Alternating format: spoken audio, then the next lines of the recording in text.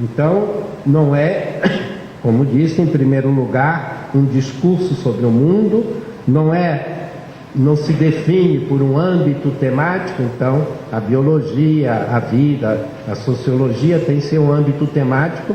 A filosofia pode dizer, é o todo.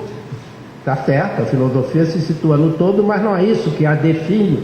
O que define é a atitude, não é? De pergunta diante do todo, o modo de perguntar, não é? O modo de estar na verdade, é isso que define a filosofia. Então não é, portanto, também uma série de disciplinas, lógica, filosofia da natureza, antropologia, tudo isso pode se chamar filosofia, é claro, não é? E se chama, com razão, mas o filosofar propriamente não é isso, é essa atitude profundamente pessoal de abertura para a realidade. Agora, evidentemente, essa atitude de pensar a realidade no seu todo, não é? Ela pode ter diferentes graus. Quer dizer, pode alguém nunca ter, digamos, praticamente despertado, não é, do sono dogmático, não é bem no sentido de Kant, não é, quanto ao realismo, não é, mas o sono dogmático aí é viver simplesmente no âmbito daquilo que já é dito por todo mundo sem ter perguntado nada, não é? No sentido global, não é? No sentido específico não é a pergunta filosófica. A pergunta filosófica é o sentido do ser, da existência como tal, não é?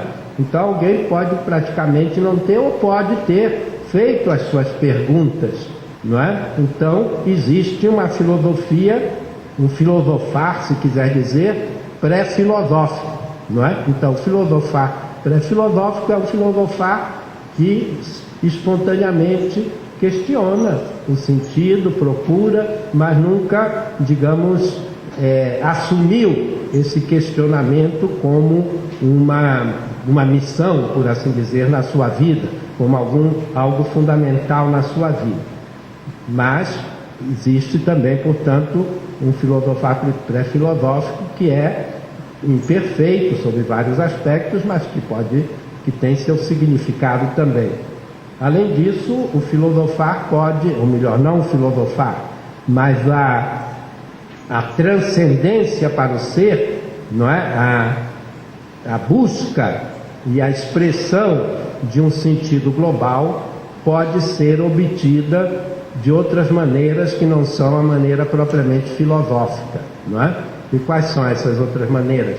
Basicamente, eu creio que seriam, então, a maneira da fé religiosa, não é? Então a fé religiosa recebe uma revelação, não é, de várias maneiras que pode se entender a revelação, mas ela recebe um sentido já dado, não é? Dado pela divindade, mas a fé religiosa autêntica recebe esse sentido de uma maneira pessoal também, de uma maneira livre, de uma maneira pensante, não é? Ela experimenta aquilo como verdadeiro, então adere porque não simplesmente cegamente ou superficialmente, mas adere através de uma experiência da verdade, embora não foi ela que, digamos, que procurou aquela interpretação, ela acolhe, não é? Mas ela acolhe de uma maneira exatamente realizando essa experiência do sentido. Então, é uma maneira específica, não é, de viver no todo, não é, na transcendência para o ser, embora diferente do pensar filosófico. E também a arte, ou a poesia autêntica, não é? Então também é uma maneira de situar-se na verdade do todo. Então a obra artística expressa essa verdade a partir de uma experiência própria, diferente da fé religiosa, e nesse sentido mais próxima da filosofia, é o próprio ser humano que faz aquela experiência por si mesmo, não acolhe um sentido já dado, mas ele descobre por si, mas traduz aquela experiência, assim falando assim de maneira bastante, digamos, aproximativa, não é? Ele traduz exatamente numa linguagem simbólica, seja na poesia, seja nas outras artes, não é? Então aquela visão do mundo, não é, do artista é expressa, não é, não através de uma linguagem questionante da pergunta, não é, mas através de uma expressão simplesmente narrativo-simbólica. Então, nesse caso, próxima, por esse lado, próxima da religião. Então, entre o crer religioso e o pensar filosófico, está um pouco a criação artística, tem algo dos dois, por assim dizer. Bom, mas então, com isso nós tentamos de alguma maneira, não é? Teria outros aspectos, falar do pensar filosófico, não é? Então, com isso nós teria aí mesmo no esquema, teria mais alguma coisa, mas passamos agora para a segunda parte, não é? Aprender a pensar, não é? Então, refletimos até agora sobre o que é pensar. Isso não significa que já tenhamos pensado propriamente ou aprendido a pensar. Então a pergunta aqui é pensar, a resposta a essa pergunta não é uma definição pronta, também não uma série de considerações. Nós fizemos considerações, mas isso não significa que nós já só com isso, só ouvindo isso, nós entramos no caminho do pensar realmente. Não se trata de pensar sobre o pensar, não é? Não é bem isso. Então, pensar pensa quando corresponde ao que dá que pensar. Mas o que é que dá que pensar? Não é?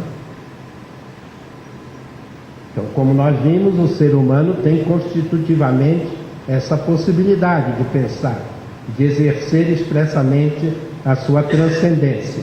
Mas ter a possibilidade não significa ainda poder, no sentido de conseguir, de ser capaz de... São duas coisas, não é? Ter a possibilidade e uma coisa eu posso, eu consigo. Então, só podemos, nesse sentido, aquilo de que gostamos. Ou seja, para conseguir algo, é preciso ser atraído por este algo, senão a gente não consegue, não alcança, não é? Se não é atraído por esse algo. Para ser capaz de pensar, é preciso amar o que dá que pensar. Ora, pelo que nós dissemos até agora, parece ser relativamente raro na história da humanidade esse amor pelo pensar propriamente, não é? Tudo indica que são poucos em cada momento da história os que efetivamente pensam, apaixonados pelo que dá que pensar. Sócrates já experimentou isso na sua Atenas, não é? Essa resistência ao pensar, que lhe custou, aliás, a própria vida, não é?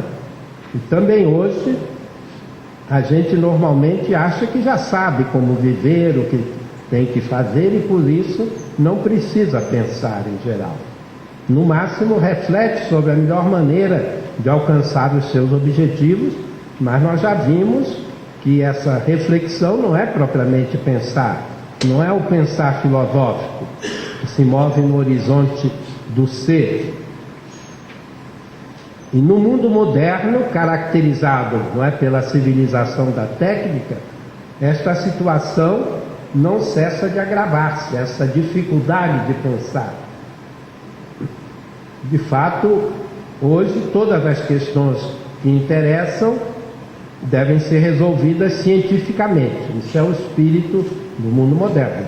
Uma pessoa pode resistir a isso, mas é o mundo que nós vivemos, as soluções são científicas. O pensar científico domina toda a cena, apresenta-se como a única forma de racionalidade, de objetividade. O que não é científico é meramente subjetivo, inconsistente, é um resíduo descartável de crenças próprias da infância da humanidade.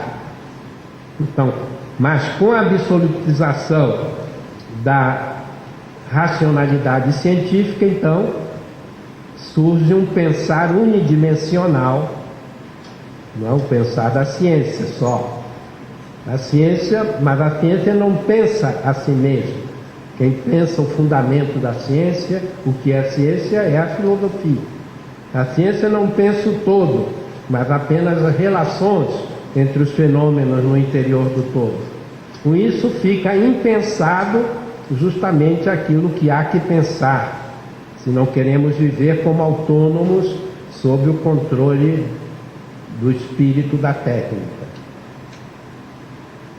A fim de nos situarmos livremente, humanamente na existência, o que há que pensar acima de tudo é exatamente a essência do mundo nosso, do mundo da técnica, esse horizonte que nos envolve, o sentido global da realidade hoje, a nossa relação constitutiva para o ser que se manifesta dessa maneira. Então a racionalidade moderna, até no seu período clássico, por assim dizer, se não pensava autenticamente o todo, pelo menos pensava cientificamente as questões referentes à ordem dos elementos que compõem o todo. No entanto, hoje a modernidade avançada, a pós-modernidade, hoje mesmo este pensar científico tende a estiolar-se.